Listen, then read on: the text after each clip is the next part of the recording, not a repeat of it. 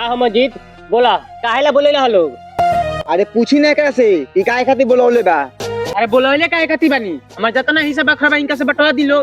हिस्सा बंटवा दी आखिर का है मुकेश, एकरा पीछे कोनो कारण होई नु? काहे पूछी ना इनका से, शुरू से ट्रैक्टर चलेलन ओकर हिसाब ना देलन, एगो दुकान बा दुकान से कमैलन ओकर हिसाब ना देलन, और तोर खेती गृहस्थी सब कुछ करलन, का कटलन का पिटलन का छटलन ओकर आज तक हिसाब ना देलन। पूरा बेईमान बरनी, हमरा साथे बेईमानी कइले बारन। बेईमानी कइले बनी? अरे शुरू से लेके आ तो जेता कमैल बनी नी, घर परिवार चलैनी, तोरा के देखनी, तोर बाल बच्चा के देखनी, तोर परिवार देखनी, हम अपना खातिर का कइले बनी, ये अपना बाल बच्चा खातिर का कइले बनी, आज हमरे दिल बानी घर बनल बाबी। ठीक बा आते कहत रे बेईमानी क गइनी। हम मानता नहीं कि तू शुरू से कमाइला तो घर परिवार चलैला, लेकिन तू घरे परिवार चलाए भर नानू कमातल ह।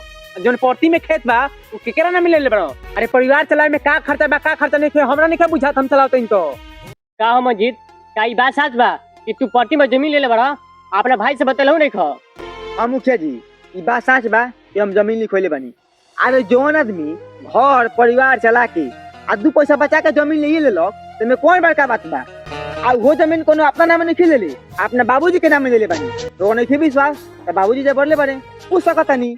हां महेश भाई का ई बात सच बा कि जौन मस्जिद जमीन लिखोले बड़न उ तहरा नामे बा?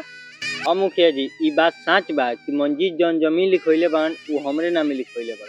का मुकेश तार भाई तारा के पढ़ा लिखा के दू पैसा बचा के उ जमीन लिखवा लेल बा तो कौन बार का बात कर देले बा? वो तो अपना नामे नहीं लिखवाइले, वो तो तारा बाबूजी के नामे बा, तो ई बेईमान कहाँ से बा? अरे बबुआ जब छोट भाई कमाए लगेला नु तो बड़ भाई बेईमान लगबे करेला, और वे पैसा जब अपना पाले से लगी नु तो पूरा परिवार बोझ लगे लगी।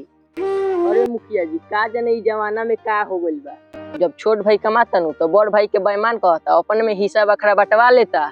अरे मुखिया जी छोड़ी ना करा के, जब हमें के बेईमान कहते बा तो हां हम बेईमान होई। अरे जौन आदमी अपना बारे में ना सोचलक एकरा बारे में सोचलक हां हम बेईमान होई।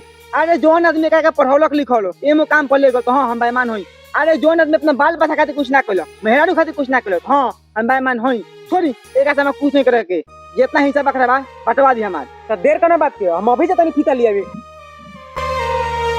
ठीक बा मुखिया जी, जब बेटा हमसे कुछ चला ही के नहीं थे तो चलिए बांट दिया।